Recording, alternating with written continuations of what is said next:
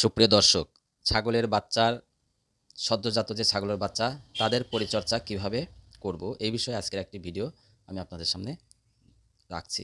ভিডিওটি হচ্ছে যে ছাগলের যে সদ্য বাচ্চাগুলো এই যে দেখছেন আমার এই বাচ্চা এটা কিন্তু ২৯ দিন বয়স। এই বাচ্চাটি পৌষ মাসে হয়েছে।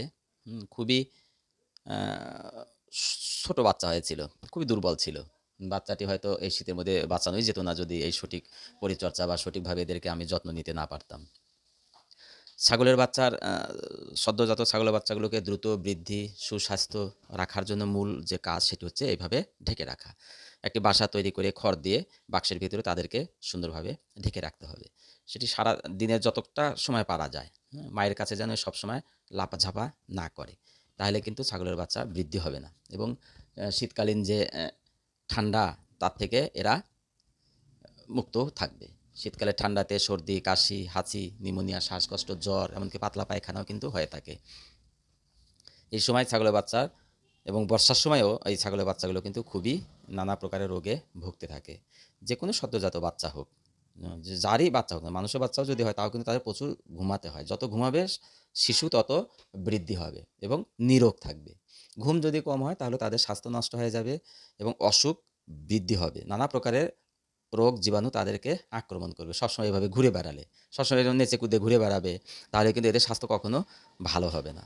মায়ের বুকের যত দুধই থাক না কেন, মায়ের ওলানে যত দুধই থাক না কেন, ছাগলের বাচ্চা যত দুধই খাক না কেন, যদি তাদেরকে সঠিক ঘুম না পাড়ানো যায়, তাহলে কিন্তু তাদের বৃদ্ধি কখনো ভালো হবে না। আমার এই ২৯ দিনের বাচ্চাগুলো দেখুন, এত শীতের মধ্যেও সম্পূর্ণ কিন্তু নিরোগ রয়েছে। কোনো অসুখ এদের নেই। না সর্দি, না হাঁচি, কাশি, নিউমোনিয়া, জ্বর, পায়খানা কিচ্ছু নেই। যেটুকুনো সময় ওদের দুধ খাওয়ার সময় সেটুকুনি আমরা ওদেরকে ছেড়ে দিয়ে রাখি। দুধ খাওয়া শেষ হলে আবার নিয়ে এসে ঢেকে রাখি। এই যে দেখুন ২৯ দিন বয়স হয়ে গেছে, এখন এরা কিন্তু ঘাসও ধরেছে।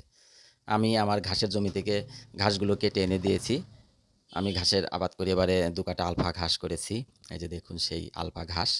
এই ঘাসও কিন্তু ছাগলের খুবই প্রিয় খাবার এবং প্রচুর পরিমাণে প্রোটিন এবং খাদ্যর যে গুণ, ভ্যালু সেটা কিন্তু এর মধ্যে রয়েছে। সেই সঙ্গে ন্যাচারাল ঘাসগুলো ওরা খুবই আনন্দের সঙ্গে খায়। এই ঘাসগুলোতেও প্রচুর পুষ্টিগুণ রয়েছে।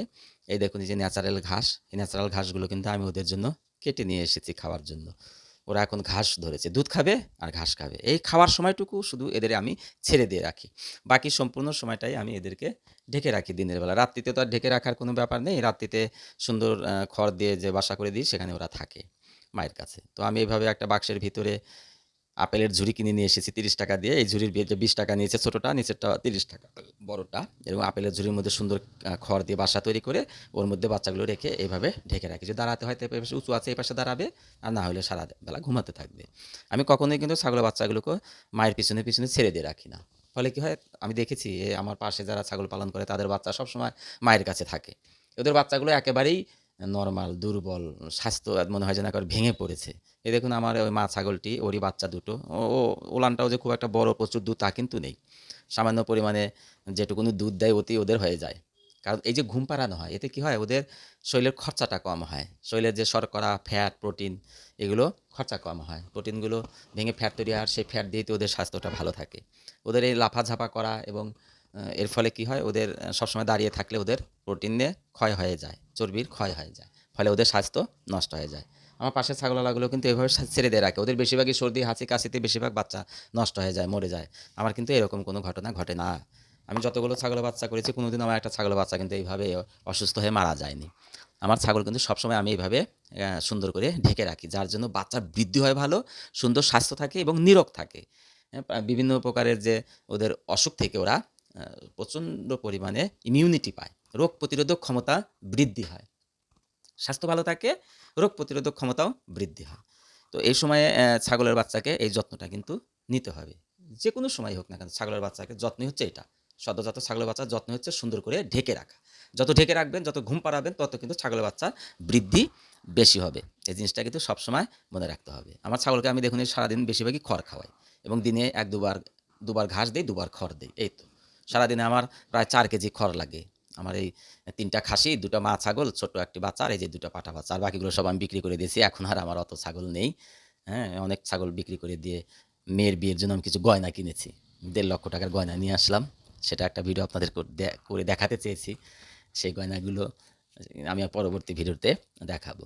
কিছু ছাগল বিক্রি করে দিয়েছি। এখন আমার ৩টা খাসি আছে। এই যে ৩টা খাসি আর ২টা মা ছাগল আর একটা এই যে ২টো বাচ্চা পাঠা, এই ২টাকে আমি খাসি করে দেবো। আরেকটা রয়েছে পাঠি বাচ্চা, সেটাও মা হিসাবে রাখবো।